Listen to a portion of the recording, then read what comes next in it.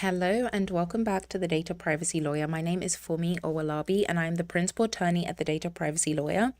Today's review, we're going to be back to privacy. So I've tried to look at different public-facing documents that are influenced by data protection on this channel. And so this particular review is going to be on the privacy policy only.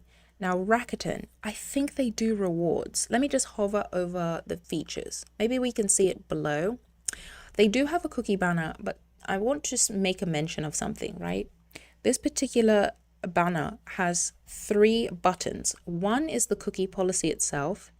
Another is the do not sell or share my personal information. And the third is accept cookies. What I want to highlight here is that this button has a white background and blue writing. This button has a white background and purple writing, and this one has a purple background and white writing. Now, this is very important, okay? I'm going to click this, even though this is a privacy review, because I wanted to see if we have the opportunity to opt out. I've opted out of the optional cookies, which is the functional in this case. If this was a cookie review, I would look to make sure that the cookie policy identifies only strictly necessary and functional cookies, but today we're doing the privacy policy. I'm going to confirm my choices, but I think it's really important from a user experience perspective for individuals to also understand a concept known as dark patterns.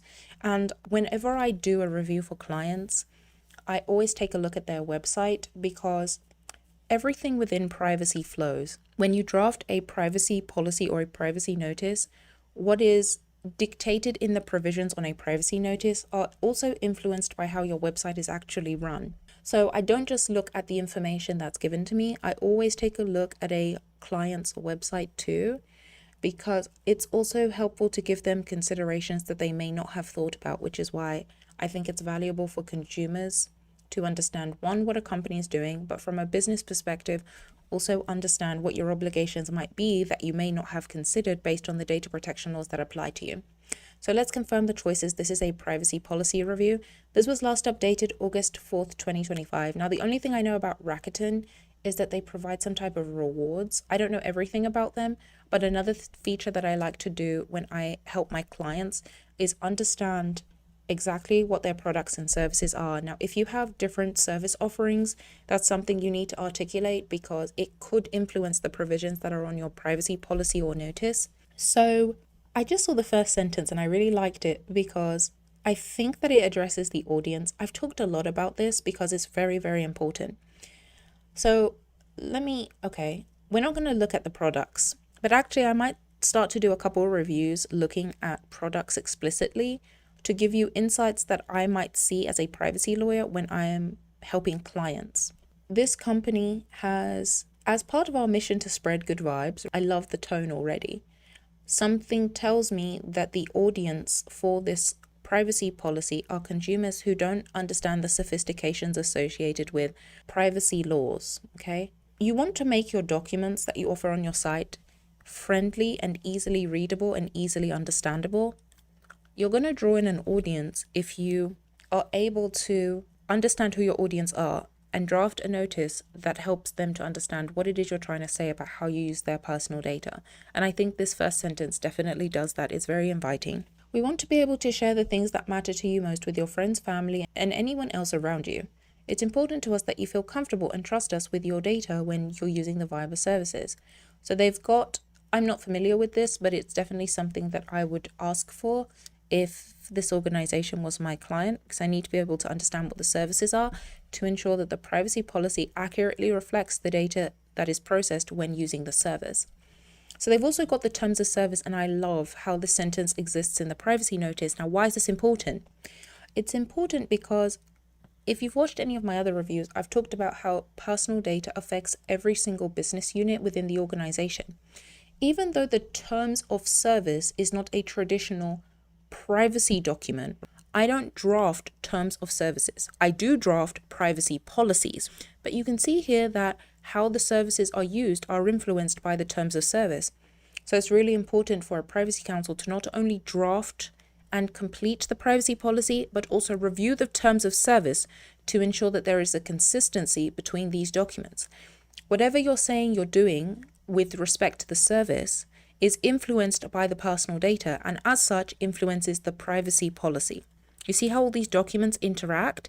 Let's also say, for example, there is a component of Viber that utilizes artificial intelligence in some capacity. Again, that would be a document that a privacy lawyer would review, because even though artificial intelligence is an entire program on its own, there are influences on data protection that have to be addressed, and there may be additional considerations based on the geographies where you operate. So let's get down to it. In general, we collect data that allows us to provide you with the optimal experience. This includes, for example, some basic benefits like allowing other users to see the name and picture you choose to show, and the more advanced ones like processing your registration and financial data. Now, I just saw this word. One of the questions I generally have on my intake form is I try and ask about industry. We didn't have the opportunity to look at features today, but one of the reasons a lot of my initial videos would look at the features and products and services is it begins to give me as a privacy lawyer the opportunity to understand what privacy laws may apply to your organization. Now, I am yet to encounter one organization where there's only one data protection law that applies to them. I'm yet to see it. Many times there are several privacy laws that apply to an organization. And when I see the word financial data, I start to think of some of the federal legislation that dictates how financial data can be processed. Now, it may not apply, but it's really important to understand whether something applies to you so that you can meet the requirements that your business has to adhere to. All right, we didn't get into much of the review, but I love that they have written some of the geographies. I talked in other reviews about how influential geography is. And when I looked at this financial data portion of this document, I think organizations also need to realize that in these other geographies, we know that they've got individuals located in the European Economic Area or the United Kingdom. So they've also got a separate privacy notice that applies to those consumers. But personal data generally follows residency, where you are resident. Now, I think it's really important to understand all of the considerations you have when it comes to personal data. There are data protection obligations related to financial data in the European Economic Area. There are privacy considerations that businesses have when it comes to financial data in the United Kingdom. Now, I'm actually accessing this site from the United States, and I wonder whether the Viber services are also presented to US consumers. If they are, there are going to be privacy considerations as it pertains to financial data for consumers in the United States too. So that's also a consideration. And we can see that the US definitely comes in scope because these services are being provided to California residents. So I really hope you enjoyed this review. Last thing I want to talk about, let's talk about children's privacy. We don't spend a lot of time talking about it. I'm considering doing some reviews for privacy notices that address children only. Particularly in the United States, there are responsibilities that organizations have when processing children's data. And more recently, children's privacy has continued to evolve in the United States, so there are new responsibilities associated with processing children's data. This particular notice says, our services are not intended for children under the age of 13. I'm hoping in the future to do reviews on services that are intended for children, because companies need to be able to understand that even if implicitly children's data will be processed, there's a new host of considerations and requirements that businesses have to meet in those instances. So I think it's really valuable to see what goes into creating these documents and the considerations that an organization needs to have when drafting them.